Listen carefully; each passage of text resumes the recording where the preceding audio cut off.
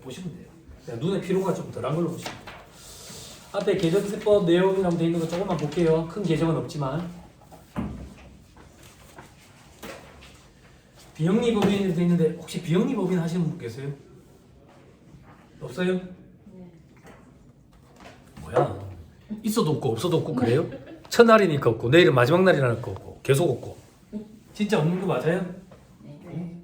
저는 여기 있었거든요. 여기 경북 칠곡의 외관시장 제가 맡아서 했었거든요. 그 비영리예요. 큰 시장을 조금 했었어요. 울산에 있는 신정시장이었는데 상인에 비영리. 그런데 이제 장부 보면 기가 막히죠. 재무상태표에 아무것도 없어요. 통장 내역, 통장 보통 예금밖에 없고 다 국가 소유거든. 그 재산들이 국가 소유라 가지고 재무상태표에 잡혀 있는 그런 게 별로 없어요. 근데 비영리는 세무사님 영리를 목적으로 하지 않으니까 뭐 신경 안 써도 되는 거 아닙니까? 영리를 목적으로 하지 않는 비영리만 하는 경우는 굶어 죽어요. 굶어 죽어요. 영리 사업을 일부를 해요. 일부를. 그런데 법에 정해진 비율대로만 하는 거죠. 비영리가 몇 프로, 영리가 몇 프로 이런 식으로. 제가 관리했던 그 시장을 예를 들면 시장 안에 상인들을 위한 복지 차원으로 커피숍을 운영을 해요. 그럼 커피숍에서 생기는 수익 가지고 뭐 하는데 화장실 청소해요. 설비 같은 거에 보수하고. 그거는 영리 사업이에요. 영리 사업. 그럼 법인세 신고도 이루어져야 돼요. 가서 소득에 대한 법인세 신고도 이루어지고. 됐습니다. 13페이지 3번에 2월 교수부 공제한도 적용 제외 대상 추가돼 있죠. 그죠? 추가된 대상은 여러분들 현업에 관심 없을 거예요. 그냥 요거 하나만 확인하고 갈게요. 2월 교수부 공제한도 80%로 다시 늘었죠. 그죠? 70%까지 떨어졌다가 피드백 좀 주세요. 여러분들이 맡고 있는 업체는 전부 다 중소기업이죠. 그럼 강의 진행할 때 중소기업 위주로 합니다. 그럼 다시 얘기할게요. 2월 교수부 공제 한도 없죠. 그죠? 중소기업은 공제 한도 없다. 넘어가면 자, 임직원 출산, 양육, 지원금액, 송금, 필요금리 인정 근거 마련. 이건 뭐냐면 필요금리 혹은 송금으로 인정해 주겠다. 법적으로 근거 마련했으니까 회사 너가 자발적으로 좀 지급해라. 그 얘기예요. 자, 나머지 볼 필요 없고요. 쭉쭉 넘어가세요. 쭉쭉 넘어가세요. 해당 사항 없어요. 20페이지 해외 자회사 파견 임직원 인건비에 대한 송금 인정 범위 확대돼 있죠. 해외 자회사가 있는 데가 있으신지 모르겠어요. 보통 이 정도 규모면은 이제 의사결정장인 회계사님이나 세무사님 직접 안 하시겠나 싶은데 자회사에 파견된 임직원이 있으면 그 인건비 있죠, 그죠? 그 인건비 송금으로 인정받으려면 요건이 있거든. 직간접적으로 100% 출차하는 그런 거, 그런 거에 대해서 확대했다 그 얘기예요. 그리고 넘어가시고 다음 페이지 14. 업무 순자 송금사례 시 전액 번호판 부착요건 추가. 요거는 저기 연두색 연두색. 제가 이거 강의할 때마다 요즘에 예담사와 하는데 이것도 참 그렇더라고. 그 연두색 보도판을 붙이는 이유가 뭐예요? 그러니까 법인차는 왜 연두색을 붙일까? 그래, 부끄러워. 근데 이게 너무 잘 어울리는 차가 있더라. 왜 이런 게 부작용이? 저는 이제 부산의 시골의 바닷가에 사는데 저희 집 앞에 되게 유명한 커피숍이 있어요. 유명한 커피숍이 있는데 그 람보르기니가 왔는데 연두색인데. 그러니까 번호판이 그 이질감 없이 멋지더라고. 그래서 농담이에요. 지금 이거 아직 장난질 엄청 많으시죠? 여러분들 참고하실 때 좀 주의하셔야 돼요. 어떤 기법이 여러 가지 기법이 있는지도 관심은 없어요. 근데 뉴스를 통해서 대충 간접적으로 보니까 8천이 훨씬 넘는데도 불구하고 8천 밑으로 낮추는 거야 계약 금액을. 나머지는 현금 치고 그게 많대. 그럼 어떻게 차가 그렇게 신형차고 좋은 차인데 연식을 이렇게 조작해가지고 그렇게 한대 소유를. 그렇게 한대. 그래가지고 지금 국세청에서 전수조사 한다거든. 한대. 그러니까 우리나라 사람들 유대인 다운 뭐 김대중 줄 알지만 그 좋은 머리를 이렇게 쓰는 거야. 여러분들 관리하시는 업체 그런 업체가 없기를 바랍니다. 관리하시는 법인에 되게 비싼 수입차 있는 데 있어요. 벤틀리 이상으로. 벤틀리 정도는 있어요. 그 정도도 아니에요. 그럼 부동산 임대업 주업 법인은 있어요. 있어요. 피곤하다. 그 벤틀리 있을 것 같은데. 차는 차는 안 나왔어요. 네, 겹대기만. 자, 알겠습니다. 여러분, 방금 제가 이렇게 여쭤봤잖아. 그 오해하시면 안 돼요.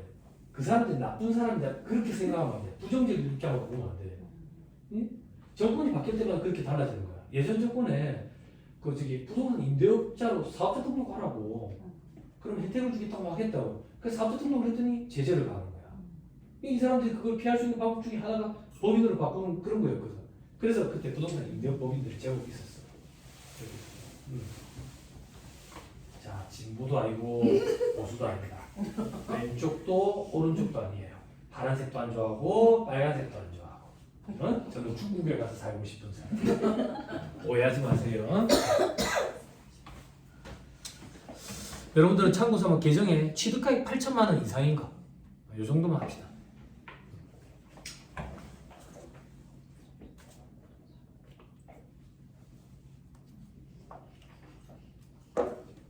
업무용 승인자 규정은 감가상각비 파트에서 좀 얘기를 할 거예요. 소득세법이랑 같이 엮어줄게요. 넘어가요. 그리고 뭐 볼 게 없는 것 같은데 쭉쭉쭉 넘어오세요. 이거 빠뜨리면 안 되지. 29페이지.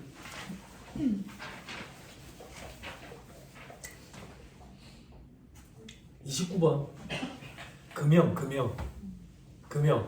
예전에는 공기구 비품에 금형이 포함되어 있었거든. 근데 이제 금형이 제외됐다고. 금형이 제외됐으니까 이거 감가상각 해야 된다고. 내용 요소를 어떻게 할 거냐 이거야. 그냥 암기해버려서 5년. 오른쪽에. 됐죠? 됐죠? 그 정도 보시고 참고 삼아 동그란 위에 28번에 농수산물 시장 중도메인 이렇게 돼 있는데 피드백 이것도 조금만 주세요. 혹시 농수산물 도매 시장 이런데 참고하시는 분 계세요? 중도메인들 면세 사업자 없어요? 이거 제가 욕을 많이 해서 그런지 그걸 들어서 그런지 이런 규정이 들어오더라고. 잘 된 것 같아요. 여러분 제가 잔소리 조금 할게요. 들어놓으세요. 다 도움이 되니까. 자, 부가세 신고한다고. 부가세 신고하면 업체 사장님이 전화가 와요. 얼만데? 세금 100만 원인데요. 얼마 안 넘어. 좀 줄여주라. 좀 줄여주라. 부가세가 줄일 수 있는 세금이에요. 그게. 소비자 돈을 대신 받아서 내는 세금이잖아. 그래서 여러분 제가 조금만 말씀드리면 예전에 법인에 있을 때 14층짜리 빌딩 갖고 있는 70대 중반의 어르신이 계셨거든. 사장님. 그 사장님이 종소세만 2억 정도 돼. 그 월세가 2억 5천 정도 되고 보증금이 한 40억 돼. 하던 게. 그러니까 부가세가 얼마나 많겠어. 그지? 아무리 부자도 당장 그 부가세 내려면 쉽지 않을걸. 요 사장님은 월세 받으면 통장을 따로 해가 부가세는 따로 모아놔. 그리고 종수세는 그러면 어떻게 모아놓는데요? 제가 시켰어. 1년짜리 단기 적금 넣나. 1년짜리로. 그래가지고 세금 내시더라고. 그렇게 한다고. 그렇게. 그 부가세는 대신 내는 거라고. 대신 내는 거. 그래 줄일 수 있는 세금이에요, 아니에요? 아니죠. 그런데 제가 안타까운 게 뭐냐면 여러분들이 그렇다는 얘기는 아닌데 제가 이때가 신문 강의하면서 보니까 회계 사무실에 계시는 분들이 사무실한테 그렇게 설명을 해야 되잖아. 근데 그렇게 설명을 안 해 잘. 그럼 뭐라고 얘기하는데 사장님이 매입 자료를 그거밖에 안 끊어와서 그래요. 이렇게 얘기하는 거야. 그러면 사장들이 그럼 매입 자료 지금이라도 끊어오면 해주나? 제가 특별히 넣어드릴게요. 그러면 어디서 가가지고 가라로 공을 한 개씩 더 붙여오는 거야. 어디 가서 농수산물 도매시장 가가지고 의제매입세 공제를 받는 거야. 언니들 도와주세요. 그래서 의제매입세 공제 한두 규정이 생겼어. 의제매입세 공제가 예전에 한두 규정이 없었어. 그러니까 적당히 해보셔야 되는 거 아니야. 적당히. 그지? 근데 여러분들 대부분 잘 모르지만 부산에 농산물 도매시장 큰 게 두 군데가 있어요. 그 도매시장 하나 안에 업체가 500개가 있거든요. 거기에 요거네요. 니 왜 말 안 했노? 참 내한테 얘기하지. 하나 끊어줄게. 다음번에 내가 이제 내 좀 해줘라. 내 좀 맞춰줘라. 엄청나요. 엄청나. 그런 게 앞으로 이제 좀 줄어들 것 같아요. 이게 28번 규정이 생기면. 서로 나눠 붙여요. 니 좀 남는다며 이번에. 그럼 내가 먼저 좀 땡기자. 엄청나게 많아. 엄청. 그러면 그 장부가 다 지저분하겠죠. 네. 그죠? 안타깝게도 그런 장부만 전문적으로 맡아서 하는 데도 있대요.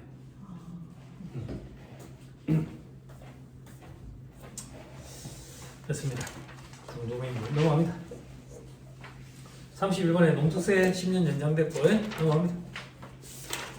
32페이지에 조특부 규정에 2번에 연구비 인력개발비 세액공제 인건비 범위 합리화돼 있죠. 4대보험 관련된 거 인건비에 포함시킵니다. 쭉쭉 넘어가세요. 따로 볼 게 없는 것 같은데. 45페이지 체크 하나 합시다.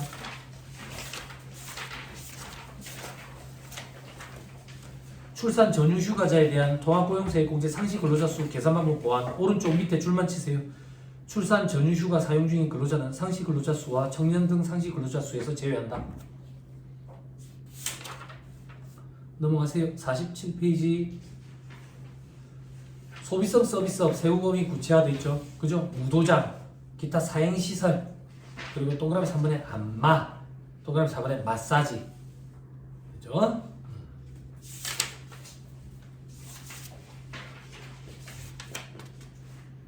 49페이지 있는데 여러분 농업회사 법인은 없어요? 많이들 생겼었는데 영농조합법인, 농업회사 법인 이런데 혜택이 크거든. 세금이 거의 없어. 분배받아도 배당받아도 세금이 거의 없고. 넘어가세요. 31번에 영농조합법인 이런 것도 그런 거고 영어도 그렇고.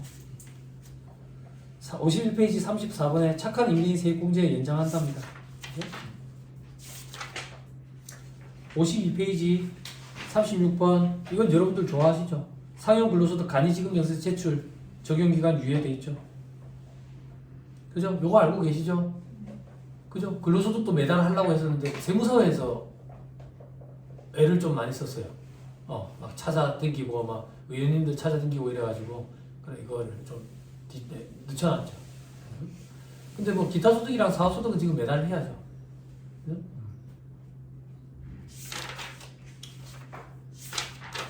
시간이 지나면 다 됩니다.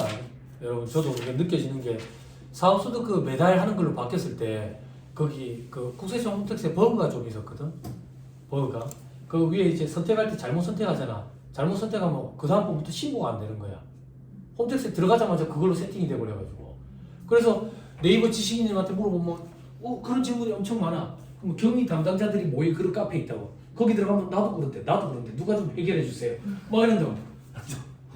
그럼 누가 우회적으로 신고할 수 있는 방법을 올려놓으면 그렇게 한다고. 이렇게. 근데 요즘에 보니까 그런 게 다 해소가 돼 있더만. 처음 시작할 때는 뭐든 이제 좀 버벅거리는 게 있죠. 그죠? 연말정산 간소화 서비스도 한번 생각해보세요. 처음에. 그죠? 좀 버벅댔다고. 그리고 동생들이 그런 질문하면 참 난감하거든요. 세무사님, 네. 우리 원천세 신고라는 거 있죠. 네. 그거는 소득을 지급하는 자가 받는 자에게 이러이러한 소득을 지급했다. 그리고 세금을 이렇게 원천징수했다. 라는 걸 원천징수 이행상환신고서에서 작성해서 다음 달 10일까지 신고 제출하는 거잖아요. 납부하는 거잖아요. 네, 맞아요. 그럼 이걸 매달 하면 1년 12달치가 다 들어가 있죠. 네, 맞아요. 근데 왜 지금 명세서 쏩니까? 1년 12달치가 들어가 있는데 지금 명세서를 왜 써야 되느냐고. 써야지. 합계 금액이 다르지. 인정상해가 있을 거니까. 인정이자에서. 인정이자가 웬 말인데요? 특수확인에 대한 업무관 가제금. 그건 무슨 말인데요? 여러분들 창구에 다 달려있는 대표이사 가제금. 한 명도 빠짐없이 다 달려있는 그 가제금. 거기서 인정이자 계산해가지고 인정상해 적어하니까 지금 명세서한 금액이랑 차이가 날 수밖에 없지. 알겠어요. 그거는 인정할게요. 그런데 간이지급 명세서는 왜 써야 돼요? 할 말이 없다고. 국세행정에 도움이 좀 다르잖아. 근로자 배급 이런 것 때문에 좀 도움이 다르잖아. 그지? 그럼 도움을 달라는 얘기는 협력 차원이지. 그지? 근데 이제 도움을 안 주면 가산세를 내잖아. 응? 어? 근데 친절해요. 요즘에 세무공무분들이 친절해요.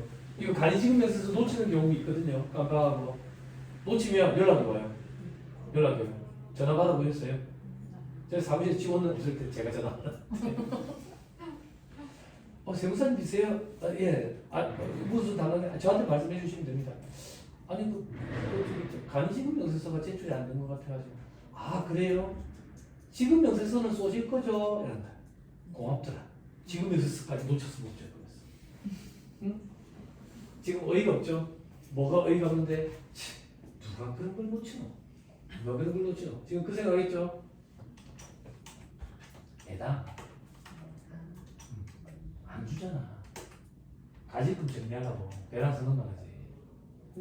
그러니까 실질적으로 돈을 찍어만 적이 없으니까 그걸 깜빡하고. 근데 그걸 연락을 주니까 고맙더라고.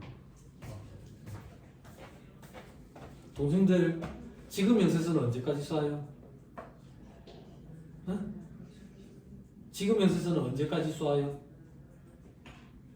아 동생이 없어요. 동생이 없는데 아니 사람 이름을 얘기한 게 아닌데 이름이 동생이라는 사람이 있나요? 그 얘기를 한 게 아닌데 2월 말 근데 경력이 짧은 동생들이 우리가 3월 10일까지 하니까 3월 10일로 착각해가지고 금융소득 지금 연세서 쏘는 거 놓치는 경우들이 있어.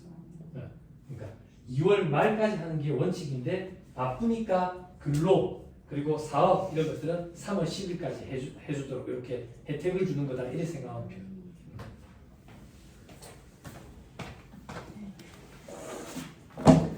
됐습니다. 다음 일반기업 회계 기준 개정 내용 돼 있죠? 관심 없죠? 네. 넘어갑니다. 근데 여러분들은 회계사님들이 계시는 회계사무실에서 오셨잖아. 회계 공부를 해야 돼요. 회계 공부 공부해야 돼요. 왜냐면 세법만 자꾸 들으시는데 회계 위에 세법을 쌓는 개념이거든요. 쌓는 개념. 그래서 제가 예전에 회계 강의할 때는 회계 강의만 중급 회계 강의만 68시간 했어요. 68시간. 물론 그렇게 깊이까지 할 건 아니지만 양이 많다라는 걸 제가 말씀드리려고 그러는 거예요. 그럼 여러분들이 회계에 대한 관심도가 왜 낮은데 현행 회계는 처음부터 끝까지 현재 가치 평가인데 중소기업 회계 처리 특례라는 게 있어요. 일반 기업 회계 기준에. 중소기업 회계 처리 특례에 중소기업은 현재 가치 평가라는 걸 안 해도 돼요. 처음부터 끝까지 현재 가치 평가인데 그걸 안 해도 되니까 아무것도 안 해도 되는 것처럼 느껴지는 거야. 그래서 필요성이 확 떨어지는 거지. 여러분 이 신문 강의도 단계라는 게 있거든요. 법인 세무조정 강의가 제일 최고봉 강의고 그 밑에가 결산 강의예요. 결산 강의는 회계 강의거든요. 결산 강의를 열면 수요가 잘 없어요. 회계에 관심도가 떨어져서. 근데 들으셔야 돼요. 찾아가서 공부를 좀 해놔보세요. 하나만 더 얘기할게요. 여러분들 법인세 산출세 계산하잖아. 산출세 계산한 거 그거 가지고 여러분들 저기 조금 부지런하시는 분들을 손익계산세, 법인세 등 이래가지고 달아놓잖아. 법인세 비용 이래가지고. 원래는 그렇게 달면 안 돼. 손익계산서랑 법인세 비용이랑 우리 산출세액이랑은 무조건 다를 수밖에 없어. 같은 뭉텅이야. 그 다른 차이를 이어법인세 자산부채라고 표현한다고. 그거 회계사님들이 계산하실 거 아니야. 그죠? 그런데 왜 우리는 법인세 비용을 똑같은 금액으로 다는데 그것도 중소기업 회계처리 특례예요. 중소기업 너그는 회계 전문 담당 인력이 부족하니까 그냥 법인세 산출세액을 법인세 비용에다가 손익계산서에 달아도 된다 그 얘기예요. 원래는 그렇게 달면 안 돼요. 그렇게 달면 회계사님들이 얘기해 주실 거예요. 수익 비용 대응이 안 맞아져요. 예, 그런 것들이 우리한테 편이에요. 편. 현재가치 평가 안 해도 된다. 이런 것들. 그렇지만 회계 공부는 어느 정도는 해놓으셔야 돼요. 깊이까지는 필요 없고요, 여러분. 우리나라에서 이루어지는 회계 강의는 전부 다 IFRS예요. 국제회계 기준이에요. 유일하게 회계관리 1급이라는 자격증이 있거든요. 그것만 일반기업 회계 기준으로 이루어져요. 여러분들이 필요하신 건 일반기업 회계 기준일 거예요. 네, 그런 걸 찾아가지고 조금 탑재해 놔놓으세요.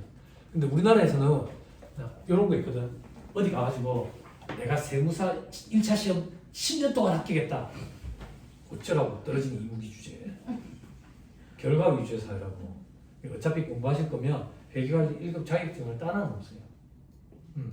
따놔 놓으세요. 그건 어느 정도 메리트가 있습니까? 오늘 여기 오실 때 뭐 타고 오셨어요? 지하철. 지하철요? 어느 역에서 타셨어요? 월배역. 월배역에서 신천역까지 타셨어요? 월배역에서 신천역까지 오실 때 그 지하철 안에 있던 사람들 다 회계관리 1급 자격증을 갖고 있어요. 그게 무슨 말인데? 길이 넓었다 그 얘기예요. 길이 넓었다. 길이 넓으면 값어치가 떨어지겠죠. 그죠? 근데 그걸 목적으로 하지 마시고 과정을 목적으로 하셔가지고 왜 길이 넓었는데 대학생들이 많이 투입돼서 그래요. 금융기관 취직하려고 그래서 그래요.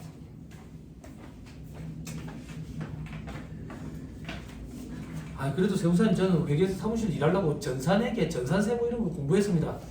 보여요? 저 뒤에 부 보여요? 전산회계, 전산세무가 어느 정도 그 저기 수준인지 이거 보여? 여기 보여요? 여기 전산회계, 전산세무 여기 전산회계, 전산세무 컴퓨터 잘 있지? 요거 하시면 안 돼요. 경력단절 여성분들 상대로 강의한다 했잖아요. 그럼 그분들이 질문을 해요. 세무사님, 그럼 회계관리 1급, 아니, 전산회계 1급, 전산세무 1급 이런 거 따면은 저 회계사무실에 취직하는데 도움이 될까요? 전혀 도움이 안 되죠. 그럼 왜 따라고 하는데요? 그걸 따야 면접 기회가 줄 수 있어요. 그럼 세무사님, 저희가 전산세무 따고 세무사님 사무실에 뽑아주실 생각 있으세요? 전혀 없죠. 아 왜요? 경력직 뽑지요. 네? 여러분들을 뽑아놓으면 내가 밖을 못 당기는데요. 네? 그럼 뭐 우리도 왜 이거 공부시키는데요? 어디 이제 갓 합격한 세무사나 회계사 맨날 출근하는 직원이 필요 없는데 이런 데서는 뽑을 수 있어요. 그러다 보면 이제 경력이 쌓이면 됩니다. 이런 얘기를 좀 하죠. 예, 그 자격증에 대해서 비하하는 건 아니고 이해하실 것 같으면 회계관리 1급 정도 하시면 많은 도움이 되실 거예요. 넘어갑니다. 76페이지. 잘 따라오세요. 경력이 짧은 동생들은 만약에 제 강의 내용이 어려우면 읽어주는 거 다 줄쳐놓으세요. 그럼 다음에 도움이 될 거예요. 자, 76페이지 기업회계 찾았어요? 네.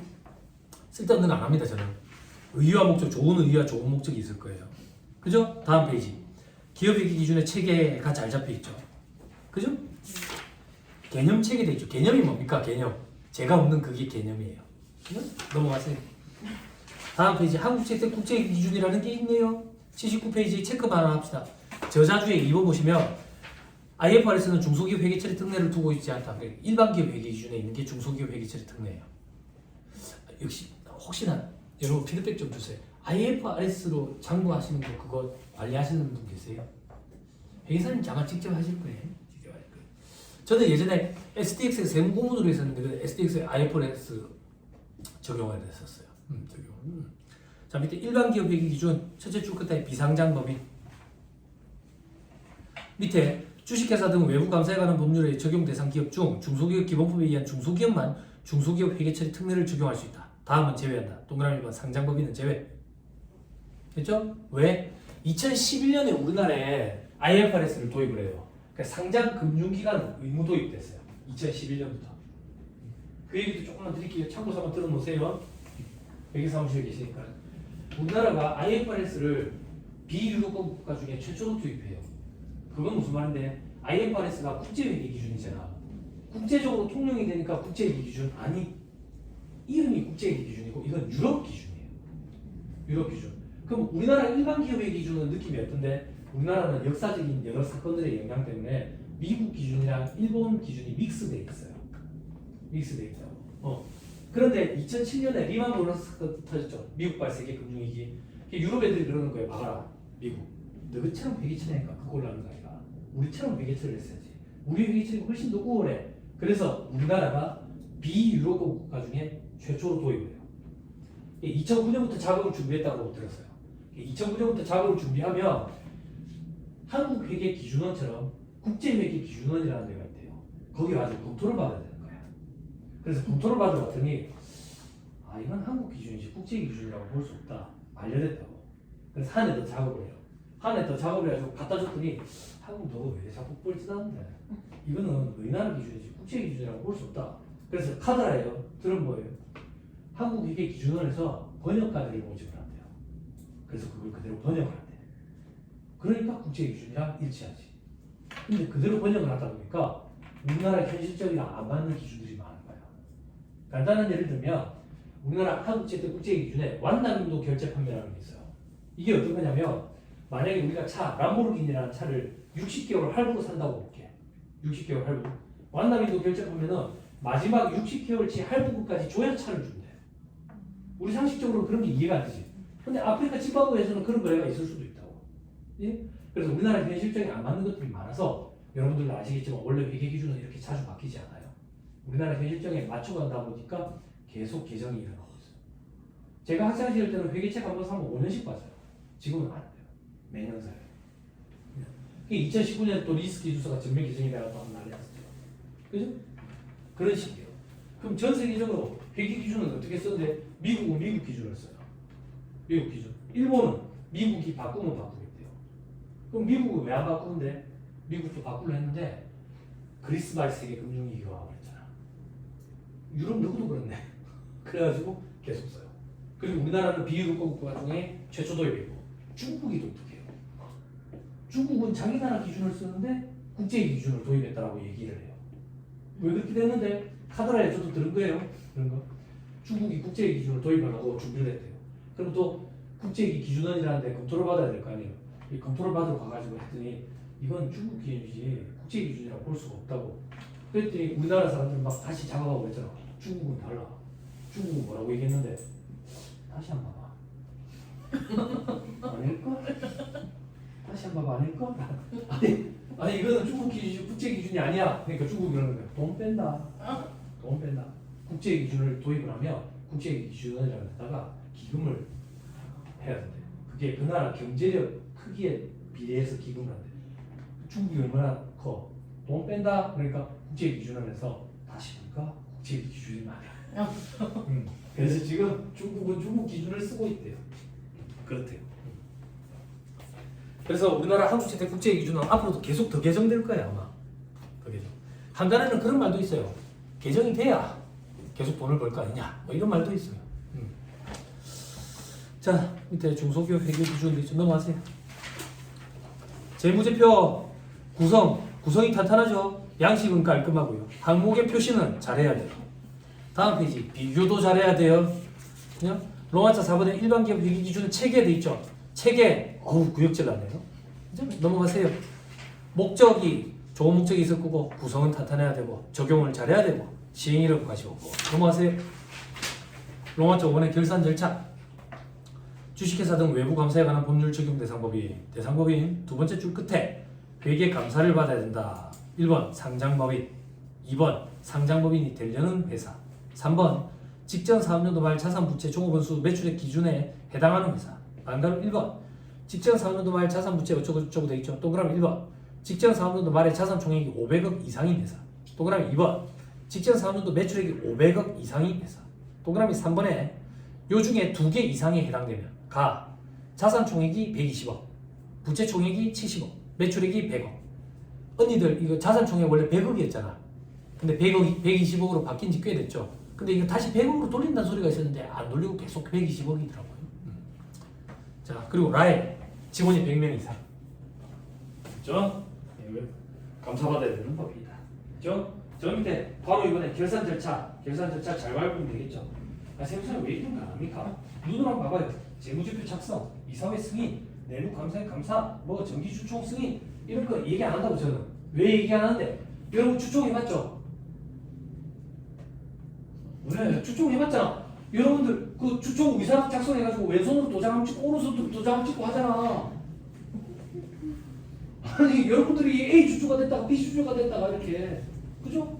여러분들 그래 도장 찍으라고 만든 도장이 있잖아. 네? 왜 얘는 위험한 거야? 네? 넘어가세요. 87페이지 바로 3번 신고납부 절차 4년도 종료일이 속한 달의 말부터 3개월 내에 그렇죠? 피드백 주세요. 언니분들도 12월 말법인 말고 다른 데 있다. 몇 월 말법인이 있어요? 3월 말법인? 거기 회계사무실? 회계사님들이 계시는 데는 3월 말법인이 제법 있어. 혹은 또 일본이랑 혹은 독일이랑 이렇게 조인한 데는 또 3월 말법인도 좀 있고 금융기관도 3월 말법인이 좀 있고 저희 예전에 경험했었대요. 12월 말법인, 3월 말법인, 6월 말법인, 9월 말법인 없어요? 다 12월 말법인이요? 그럼 앞으로 저는 이렇게 표현할게요. 법인세 신고는 3월 말까지 됐죠? 넘어갑니다.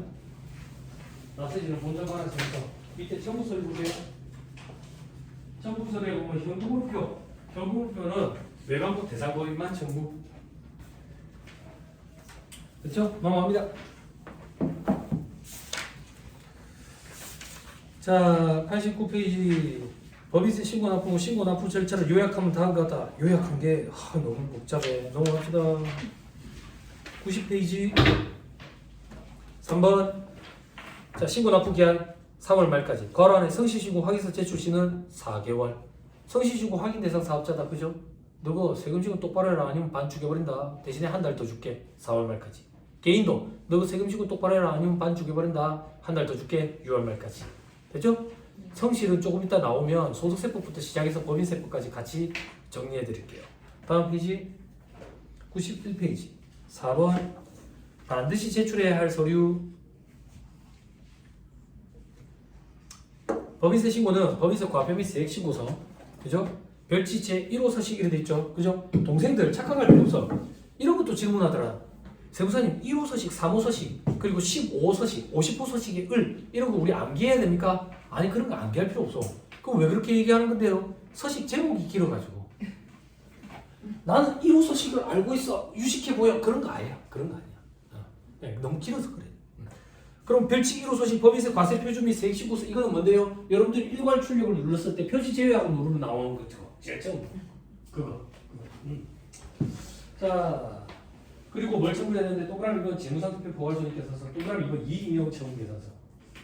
왜냐면 이익인용 처분 계산서는 회계상 재무제표에 포함되지 않지만 상법의 요구에 의해서 우리가 작성하도록 돼 있어. 그죠? 처분 예정일 이런 거 써야 되잖아. 날짜. 그죠? 결산 2번 해보셨다면서. 이익인용 처분 계산서 처분 예정일 써야지. 몇 월 며칠이라고 씁니까? 2월 18일. 왜 2월 18일인데? 3월 31일. 3월 31일 일요일인데? 2월 18일 조금 참신했어요. 올해 저는 2월 18일로 다 맞춰야지. 아니 어디를 가나 3월 31일이야. 3월 31일 일요일이라고. 그죠? 그랬더니 부산에 한 분이 그럼 세무사님 저는 올해는 3월 13일 해야지. 그게 중요해요. 뭐가 중요한데? 경력이 짧은 동생분들이 재무상태표상 이익인용 금액이랑 이익인용 처분계산서 금액이 틀어져 가지고 마감을 안 시켜줍니다. 자꾸 이런 소리 한다고. 시점이 달라서 그래. 이익인용 처분계산서는 아까 몇 월 며칠 쓰신다고요? 2월 18일. 2월 18일에 일어나는 일이에요. 그래서 배당을 주게 되면 그 배당은 2월 18일에 반영을 해야지 정기말 재무상태표에 반영을 해버리면 틀어지지. 그러니까 거기서 전표 조성을 할 때 주의해야 된다고. 시점 차이 때문이야. 시점 차이 때문에. 동생들이 그런 것 좀 힘들어하더라고요. 자, 그다음 동그라미 3번 세무조정 계산서 사무소식이라고 부르는 거. 일괄 출력 누르면 두 번째 장에 나오는 그거. 그리고 법인세 과세표준 및 세액조정 계산서 말한다. 동그라미 4번에 현금흐름표는 외관법 대상 범위만. 동그라미 5번에 그리고 부속 서류들. 동그라미 6번에 표준들. 동그라미 7번에 경비 등 송금명세서 있죠. 그죠? 사대본투증이 수취하기 어려운 경우에 계좌이체 쏘고 경비 등 송금명세서 작성하면 되죠. 그리고 동그라미 8번에 전산조직 운영에서 이래 뭐 부끄럽지만 솔직히 잘 모르겠어요. 열어 가지고 불러오게 하고 저장하고 다 그죠? 막 이상한 게 있어요. 이상한 거. 그죠? 이상한 거 막 시뿔뿔 그죠? 나는 1뿔뿔밖에 모르는데 시뿔뿔만. 제일 나이가 어린 친구는 누굽니까? 제일 나이가 어린 친구는 여기요? 요즘엔 학교에서 저런 거 배운다던데. 대학생들 학교에서 프로그래밍 언어 저런 거 배운대요. 배웠어요. 그 저거 본 적 있죠? C++ 하는 거. 저거 아니 수업 있었어요. 그죠. 봐봐 오늘 부럽죠? 그죠? 우리 대학 다닐 때는 컴퓨터 수업 때 뭐 했느냐? 할수 있다. 100타 넘으면 A+. 교수님이 뒤에서 100타 넘으면 A+. 그냥 이런 거죠. 전산조직 운영에서 사는 이런 거. 그냥 넘어갑니다. 자, 저 밑에 괄호 2번에 해외 직접 투자를 한 법인의 제출 서류 돼 있죠. 그죠? 사업연도 종료일 이후 6개월까지 서류를 좀 제출해야 된다고. 그죠? 이것도 보통 그 세무사님이나 회계사님 직접 안 하시겠나 싶긴 한데 해외 현지법인 명세서 이런 거 있죠. 그죠? 재무상황표 이런 거 있죠. 이런 거 좀 작성을 해가지고 보내야 된다. 이게 과태료가 예전보다 좀 많이 올라가지고 그죠? 그래서 바뀐 지 몇 년 되기는 했지만 95페이지 참고 삼아 해외 현지법인 명세서를 보시고요. 96페이지 여기서부터 얘기가 좀 달라요. 주식 등 변동사항 명세서. 그죠? 두 번째 줄 끝에 내국법인은 법인세 신고 기한까지 주식 등 변동사항 명세서와 주식 출자 지분 양도 명세서를 납세지 관할 세무서에게 제출해야 된다.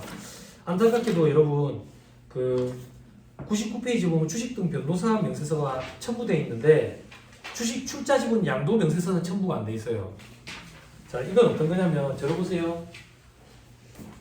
주식이 변동이 된 거야. 1년 동안에. 어떻게 변동이 됐겠어?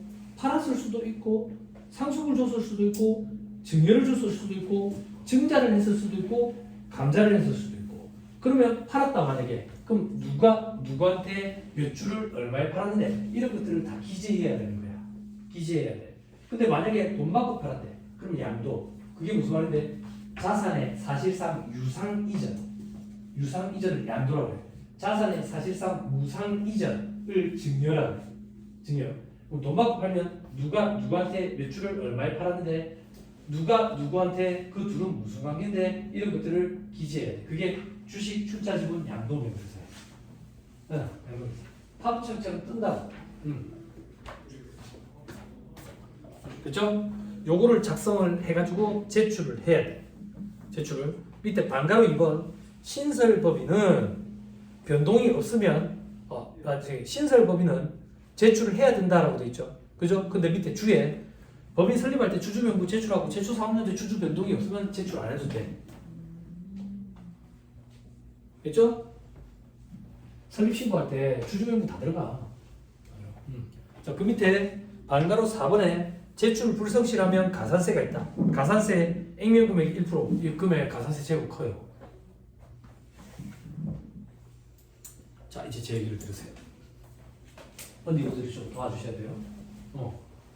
자, 들으세요. 주식등 변동상환 명세서가 과거에는 이거 우리가 사람이 하는 일이라 놓치는 경우도 있어. 놓치면 세무서에 담당 공무원이 전화가 와. 그럼 놓쳤다고. 그럼 어떻게 하냐고. 뭐 갖고 들어오란다고. 뭐 갖고 들어오라면 해준다고. 근데 이제 안 돼. 왜 안 되는데? 이해가 돼. 다 전산으로 쓰는 거니까. 자기들도 어떻게 재량 범위 벗어나는 거지. 그죠? 그래서 이게 가산세 무섭다고. 그죠? 놓치지 마세요. 여러분들이 처음 시작하는 첫 직장이 여기가 아닐 수도 있죠. 그죠? 여기 사무실 다른 데 막 이렇게 몸담고 계시다가 여기 지금 다 모여 있는 상황일 수도 있을 거예요. 그럼 첫 직장에서 이 회계 사무실 업무를 어떻게 배웠는지에 따라서 서로 스타일이 다 다르거든. 저도 예전에 보면 직원분들 이제 결제 서류 올리잖아. 결제 서류 올리면 이 서류 순서가 다 달라. 왜? 근데 그걸 되게 좋아했어. 왜 좋아했냐면 보고 올리는구나. 그러면 언제 속상하고 기분이 나쁜데 중간에 백지가 끼어 있으면 엄청 기분이 나빠. 백지가 끼어 있으면 그러면 결제권자 입장에서는 보지도 않고 올리네 결제를. 그래서 저는 예전에 일부러 결제 올릴 때 번거롭게 만들어줬어요. 어떻게 번거롭게 만들어줬냐면 종이 아까 보니까 이거 출력한 거 이거 세무조정계사서 제본으로 맡길 거거든. 그러니까 찍을 때 자국 나니까 포스트잇을 한번 감아줘. 그래야 찍어줘. 근데 그 취지가 종이가 깎아서 그런 게 아니라 결제 올리기 전에 좀 보자는 취지였어. 근데 백지가 계속 있어. 그래 불러다가 좀 보고 결제를 올리지. 보고 올렸는데요? 뭐라고 얘기해? 봤는데 백지가 있어. 그래서 백지로 올리는 친구들한테는 미안한데 내가 서류를 이 순서대로 좀 보거든. 이 순서대로 좀 세팅해줘. 앞으로 결제 올릴 때. 그 다음부터는 이제 백지가 없어요. 나름대로 노하우죠.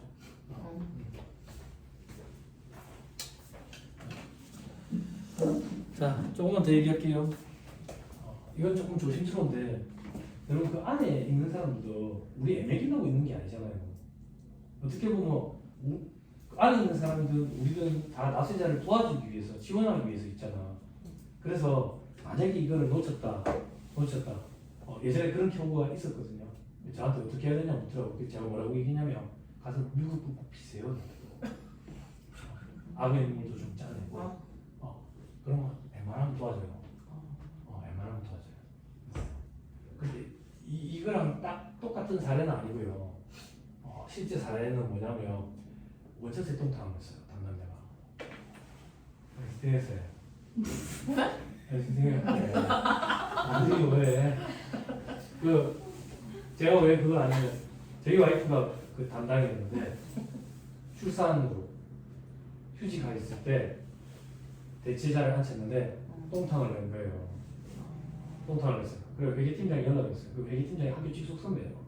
연락이 왔는데 가산세 문제 있겠지요? 그래서 아, 네, 진짜 또 1,000만 원 되겠네요. 그뭐 사람 많으니까 먼저 드시고 하나 잘못해가지고 5천만 원 되겠네요. 이거 생산이 안 그래도 저희 인터넷에 보고 계산하니까 1,000만 원 조금 더 된대요. 혹시 아는세요? 공무원 없습니까? 하나도 모른다 해야지. 그렇게 왜 저새 똥탕 해가지고 10만 원 가지고. 그죠? 이게 누가 똥탕 뜯대요? 어찌해야 됩니까? 그 직원인데. 그런 거 팀장님이랑 직원이랑 가서 묻고 비세요. 하고 있는 분도 좀 잘하고. 그래서 그걸 갖고 와가지고 물었다잖아, 그 여자애. 여자가. 그래서 그러니까 우리 보통 힘 있는 직렬을 하잖아요. 검찰행정직, 세무직, 관세직, 감사직. 이게 재량 범위가 넓으니까 이제 힘이 있다라고 얘기하는 거예요. 자기 법적 테두리 허용 범위 내에서 해줘도 되고 안 해줘도 되고. 그러니까 이게 우리 애매기라고 존재하는 사람이 아니니까 한번 해보고 안 해도 돼 뭐. 응? 돈 1,000만 원 넣었다고 그랬다니까. 그건 내가 가르쳐준 건데 수수료를 좀 받았어야 돼. 성공 보수 이렇게 뼈도설자고.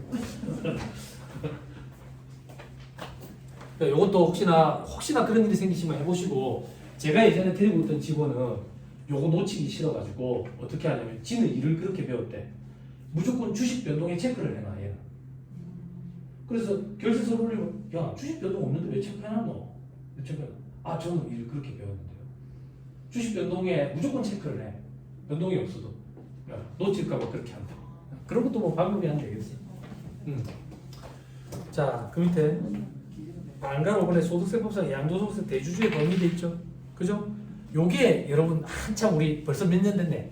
10억 이래가지고 대주주 뭐 범위 이래가지고 과세하겠다 했었잖아. 그거. 참고 삼아 한번 보세요. 다음 페이지 보시면 동그라미 1번부터 동그라미 4번까지 눈으로 한번 보세요. 어쩌고 저쩌고 돼 있죠? 네. 그죠? 이제 보지 마세요. 별명이 예정남이 됐죠? 애매한 거 딱 정해줄 거예요. 애매한 거. 어떻게 정해주는데? 이런 대주주의 범위는 여러분들 몸 갖고 있는 조직의 오너분들이 재산세와 관련된 의사결정을 하실 때 보실 거예요. 여러분들은 지금 법인세 신고하려고 했죠? 법인세 신고할 때는 1% 이상 보유주주는 다 대주주 이렇게 생각하면 돼요. 그럼 1% 이상에 해당하지 않으면 1% 이상이 아니면 1% 미만이에요? 이하예요? 미만 맞아요? 학교적으로 오래되면 이런 잘은 안 돼요. 1% 이상이면 1%는 포함이 돼요? 안 돼요? 돼요. 돼요? 네. 되지요. 왜? 원래 이래요. 그러면 1% 이상이 아니면 1% 미만 보유주주를 소액주주라고 해요. 소액주주. 법인세법상 소액주주는 1% 미만 보유주주예요. 이게 왜 중요한데 1% 미만을 보유하고 있으면 회사랑은 특수관계가 없는 걸로 봐요. 1% 이상 갖고 있으면 특수관계가 있는 걸로 봐요. 그렇죠? 그렇죠? 아 놀라셨구나. 다 처음 들으셨어요. 원래 도라이는 아닙니다. 다음 페이지 특수관계인과 거래명세 세 번째 줄 끝에 미제출시 가산세 없으면 되죠. 제출 안 해도 가산세는 없어요. 그죠? 그럼 이거 하면 뭐가 좀 도움이 되는데요? 여러분들 적대비 있죠? 적대비 한도 계산하는 거 있죠? 1200 중소기업은 3600으로 시작하죠. 물론 그것도 예전에 짜증나는 경우가 있었죠. 조특법은 3600인데 법인세법은 1800이라가지고 우리 최저세 때문에 골치 아픈 그런 해가 있었죠. 근데 법인세법이 재차 개정을 이렇게 해서 둘 다 3600으로 맞춰놨다고. 그죠? 1200, 3600으로 시작해가지고 12분의 4년도 월수를 곱하고 수익금액 100억, 500억을 기준으로 만분의 30, 만분의 20, 만분의 3을 곱할 거라고. 그죠?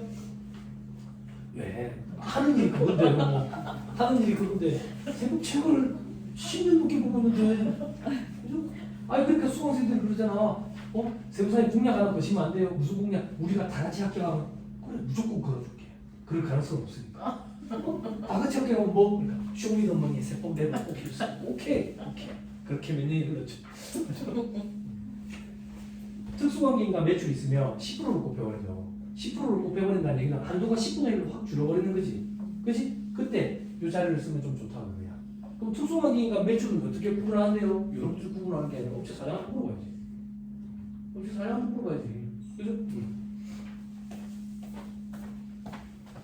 자, 됐죠?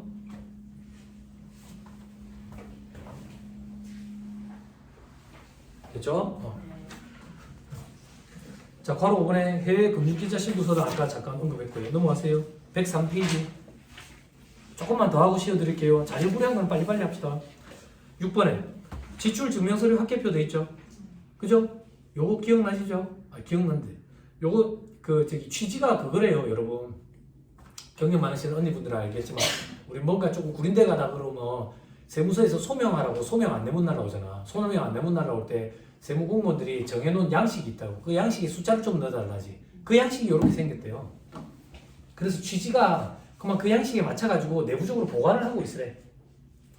그 보관을 하고 있다가 세무서에서 제출을 명하면 바로 즉시 제출하라고. 그런 차원이래. 근데 영세한 데까지 이런 걸 다 하라고 하긴 좀 그러니까 첫째 줄 끝에 직전 사업연도 수익금액이 30억 원 이상인 법인이 이게 과거에는 20억이었어요. 계정을 일으켰다고.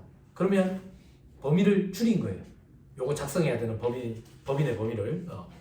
법인 및 개인 사업자에게 이런 거를 지출을 하고 수취한 지출증명서류에 대해서 지출증명서류 합계표를 작성 보관이야. 제출 의무가 있는 게 아니라 작성 보관 의무가 있어. 제출은 명하면 제출해야 돼.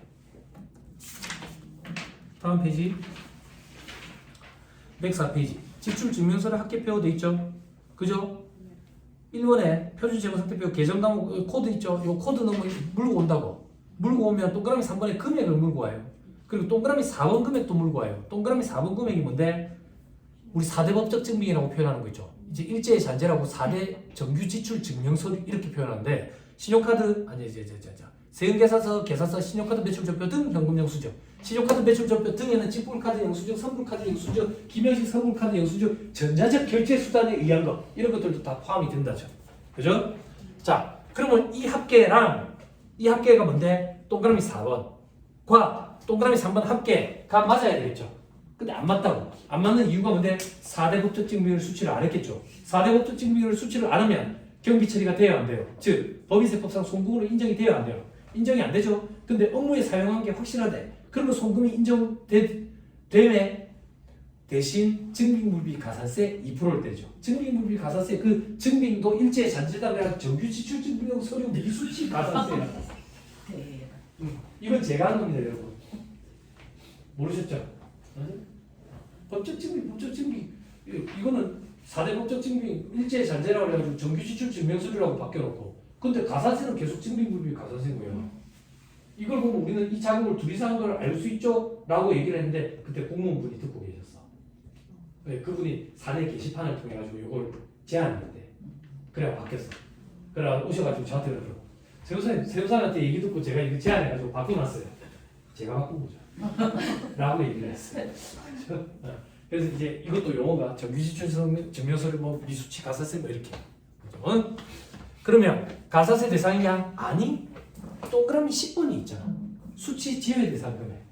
세무사의 수치 제외 대상 금액은 뭔데요? 여러분들 일반적으로 입력할 때 3만 원 넘는 거 입력을 하면 뭐 창이 팍 뜨죠. 창이 뜨죠. 그러면 여러분들이 그 다 숫자를 넣고 땄죠. 그죠? 면세사업자가 있거든요. 국가등록이 있거든요. 은행 금융공룡이 이런 것들. 그죠? 수치 제외 대상 금액. 요거까지 뺐는데도 차이가 있으면 요게 이제 가산세 대상인 거죠. 그죠? 됐죠? 됐습니다. 넘어갑니다. 105페이지에 국세부가 제척기관과 수정신고 경정 첨부되어 있는데 시간이 조금 그러니까 잠깐 쉬었다가 합시다. 요 내용은 녹화를 안 뜰 거예요. 잠깐 쉬었다 하시죠.